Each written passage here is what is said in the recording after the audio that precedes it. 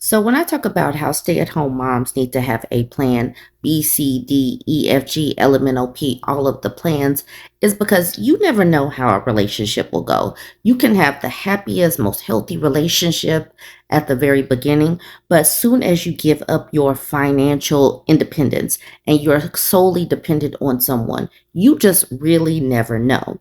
Now, the woman in this particular story, I think she has some income, but she's not working full time and she feels trapped. That is the title of this story. I feel trapped in my marriage, would love some experienced advice. Now, there is an update. So I'm going to read through this whole thing and then I'm going to get to her update. So let's jump into it.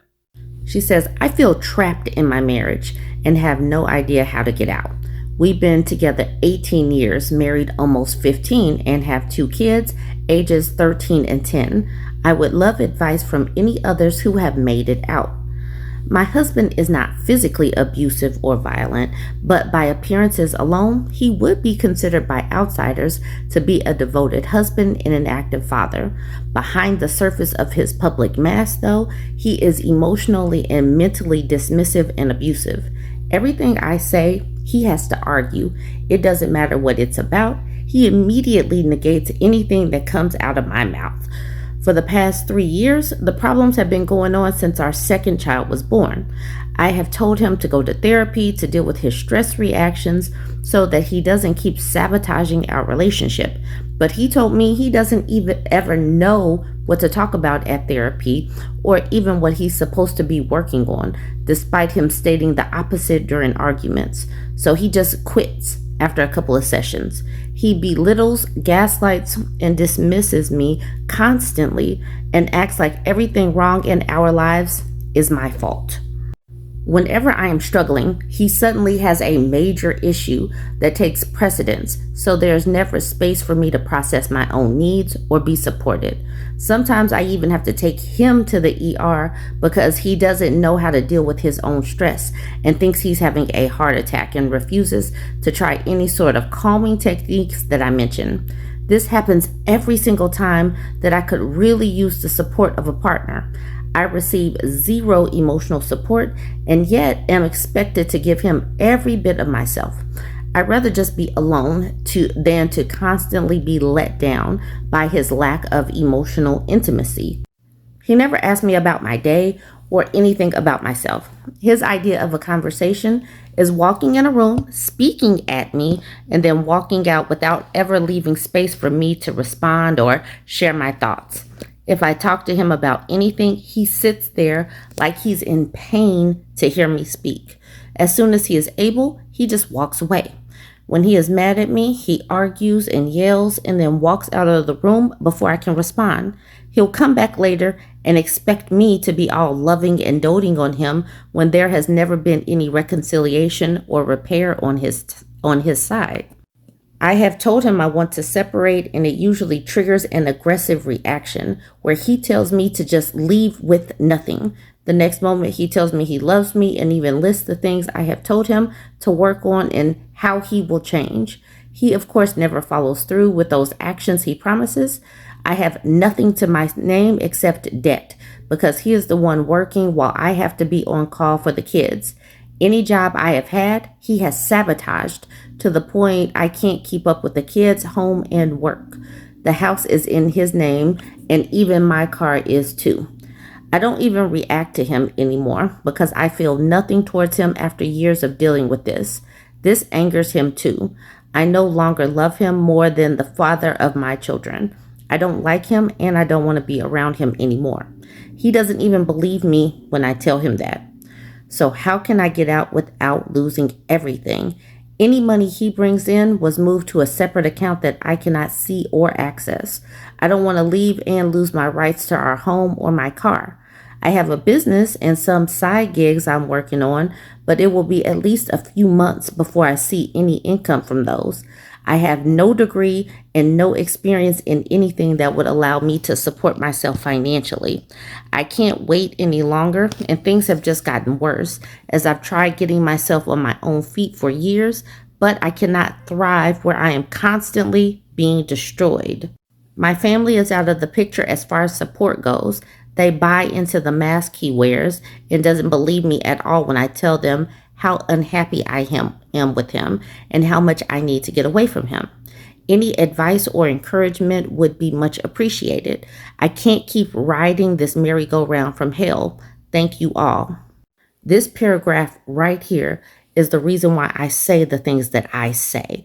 I say that women need to focus on their education in their 20s and building up their careers and making sure that they have their foundation together, because this woman right here cannot just up and walk away. She has no money, no access. The car's not even in her name. The house is not in her name. She has nothing. She doesn't have a degree. She doesn't have any career experience. She has been married to this man. She's been with this man for almost 18 years and married for, what did she say, 15 years? Married almost 15 years.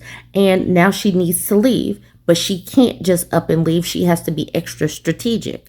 And this is the reason why I say the things that I say and having extra game plans, because you just never know. The person who you marry is not going to be the person you divorce. And you can't see 20 years down the line. You don't know how they're going to act and treat you 20 years down the line. So unless you have some kind of, crystal ball or something, you can see into the future. But otherwise, you need to know and understand that you have to be able to survive and thrive regardless of marital status. You need to be able to get on your feet. This woman feels trapped because she has no grounding. She has no education and she has no career experience. She's been out of the career field. She's been out of the workplace for over 20 years. So it's going to be challenging for her. This is a cautionary tale. This is the reason why I say the things that I say on a day-to-day, week-to-week basis. I'll make the update a part 2. Weary Baby says you need an attorney stat. And here's the OP saying, thank you. I've been asking around for references and will dedicate some time to reaching out to some tomorrow. And then Weary Baby says, and honestly, you might want a full-time job. That is a double-edged sword, though. You have better odds at getting spousal support as a stay-at-home mom, but you'll have to starve for a while to get there. Talk this through with the attorney you choose. If I were in your position, I would not mention wanting a divorce until I had my financial ducks in a row. If you don't have access to the bank account, how do you buy groceries or clothes for the kids? And so then she says he buys the groceries and I have to borrow his cards to pay for clothes for the kids. I'm not allowed to save them on my phone or he gets mad. She says, I would get a full-time job, but I'm expected to do carpool every day, which takes about 2 hours round trip.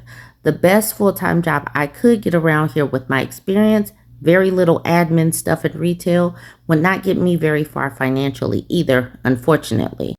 I have tried and I always have to quit because we can't find help getting the kids to and from school without me. This is why I've been working on building my business and side gigs for several months. I'm still a couple of months out on a launch date though. I'm fine starving for a while, but I need a home and car still. So then this person at the bottom says, this is also financial abuse. Crochet Quilt says, I've been reading your comments all over this thread. You sound pretty tough. I'm not sure if you realize how much of the hard work you've already done. You are going to have a hugely turbulent period ahead of you, but you're already in it and staying above water. You're being victimized at home and you're working on a good solid plan to safely get yourself out, all while your abuser tries to actively knock you down. You're amazing. You and your kids are going to have such better times and happier memories in the future. You've got a rock star mom. They've got a rock star mom. And one day they'll see what you did for them and yourself. And to that, she says, thank you so much for that encouragement. I look forward to those happier times to come. It's what keeps me going, as I had lost all hope for anything good in the future for a while there. Connecting to myself with journaling, meditation, and quiet moments in nature have helped me rebuild myself from my third time hitting mental rock bottom. Since getting together with my husband, let's switch to soon-to-be ex from here. I've always blamed myself, and while I know I'm far from perfect, of course, I never realized how much of his actions have been interfering with my mental and physical health. Because a bad relationship can jack up your health. All right, I'm going to do an update in part two. So, this is an update to a post where this woman is saying she feels trapped in her marriage. She says, well, I have good news and bad news to update on my impending separation. Thank you all for sharing your stories and advice. There were definitely a few things I needed to hear in there. The good news, I have found a legal team that I'm really confident will take good care of me and met with an advisor there yesterday on how to proceed. He had a lot of great advice and agreed with the multiple commenters who said to not say anything until he's given the separation agreement. I know he is going to fight this hard because he doesn't want to lose control and doesn't believe me when I tell him I'm not happy with him. He doesn't care really because he is comfortable with me being miserable while he claims ignorance. I believe you all when you say he knows what he's doing is hurtful and it doesn't bother him to hurt the person he claims to love. The bad news is that despite hiding the notes and information I received from the attorney, he went through my things last night while I was at a group event with some friends. He found the folder that they were in and the business card from the legal advisor is missing. We were supposed to go to our first marriage counseling session today, but my daughter ended up not feeling well and stayed home from school, so I had to reschedule. He was so mad at her for causing us to miss, so I know he's nervous and wanted to talk through something. He's been attempting to love bomb the rest of today. I'm continuing my gray rocking though, since emotionally I am done being manipulated by him. Mentally, I'm already gone. I wish I could cancel marriage counseling altogether, but I don't think I can quite yet. I'll try to keep pushing it off, and if I have to go, I will hide my intentions and won't promise anything I'm not willing to change. I won't be manipulated by his promises in therapy either, as I know that he knows the right things to say in front of others while doing the exact opposite at home. At my group last night, I told my friends what was going on. They're all very supportive and understanding, and I was actually excited to tell them that I finally felt like I had a plan and a way out. It's the first time I have felt like there is a light at the end of the tunnel in many years. ETA. The legal retainer is going to be very difficult to pull together, but I have an aunt that might be able to help. If not, I'll begin selling any jewelry or things of value I can. I have also decided to call my father about this. He lives in another state and we don't have the best relationship, but out of anyone in my family, he's the only one who might believe me and might be able to financially assist with the costs, especially if I can pay him back with my portion of the sale of the home. Hopefully I will have enough to buy myself an acre somewhere and pop a tiny house on it. That is all I've ever really wanted anyways. So that is the update. She is working on her game plan to get out. It was just 2 days ago that she came in and created the post about feeling trapped. This is a woman who has been stuck in this relationship for nearly 2 decades. She has not been working full time, so she's going to have to be that much more methodical in how she executes this plan to get away, because he has all of the money, all of the cards, the cars, and the house is in his name. So she's kind of stuck where she is until she gets access to any of that. And it's going to take having a lawyer to help her get access to any of this money. Sifa says some law offices may have monthly payments you can set up. My lawyer had reduced his initial retainer I paid and then a specified monthly amount. They may not advertise it, but it may be an option. I believe I had to ask my lawyer specifically because once I filed for divorce, he stopped paying his portion of the bills and mortgage, and I had to scrounge to pay everything until the house sold. This person, Solve IG, says, it's so telling that the first thing so many men do in these circumstances is make everything as difficult as possible financially. That translates to there was never really any love in the relationship to begin with. Women are gold diggers is nothing compared to the amount of parasitism men engage in when it comes to domestic labor or sex, etc., particularly considering they have historically barred women from making money or inheriting property. Heart in Trouble says, you're doing everything exactly right. Staying quiet, gray rocking, getting legal support, and keeping your circle small. Just make sure you secure your documents and store copies somewhere he can't access, probably a new mail or a different cloud storage. You're not running away from a marriage, you're walking towards safety and peace. Now, this woman, Thunder Dawn, asks, what is gray rocking? Lady Alot says, if I'm right, then it's when you're responding to someone but giving short, unemotional answers. For example, him sobbing, I tried so hard. I don't want to lose you. You say I was bad. I can change. Please take me back. Her, I'm sorry, but no. Him, don't you care about me? Why are you throwing this all away? Her, I've made up my mind.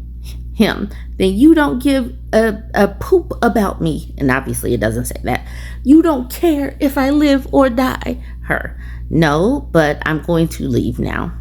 From my own experience, my ex begged me to take him back with this poem or short story, and I said flatly, thank you, but no. He asked, should I read it again? She answered no. He was furious but decided to drop it, but best decision of my life to leave him. Should I read it again? All right, so then the woman says, oh, okay, thank you very much for the example and explanation. And then Hot in the Stacks and Me Too says, losing it at should I read it again? Because that was definitely the funniest part.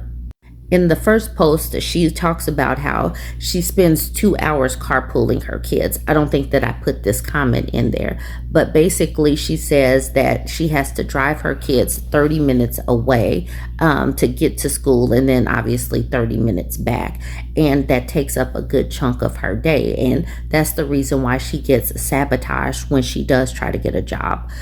She says that she has to do that because of the way the schools are, and the schools closer to her are not that great. So I'm just putting that out there. And she also said in a comment that I didn't post that in her state, she has to live separately. They have to stay separated for at least a year before they can be granted a divorce. So this is going to be an uphill battle, but she has started the process. All right, I am going to end it there. Y'all let me know what you think of this one. This is the reason why I will continue to say, have a plan B, C, D, E, F, G, elemental P, all of the plans, because you just do not know. Let me know what you think, like, comment, and share. And I am pushing towards 100,000 over on my YouTube page. Welcome to the Mojo Dojo Casa House Luxury Complex, where accountability is no longer optional, it's interior design. Introducing the 10-second accountability booth, a handcrafted mahogany confession chamber designed for men who have never once admitted they were wrong, until now. Before you call your kids, your ex, or the woman who finally blocked you, step inside and record a 10-second justification for why you deserve their time. A glowing apologize properly sign will guide you, and if you start lying, don't worry, the booth knows. The lights get brighter. Because here, healing isn't just encouraged, it's mandatory. Or at least 10 seconds of it is.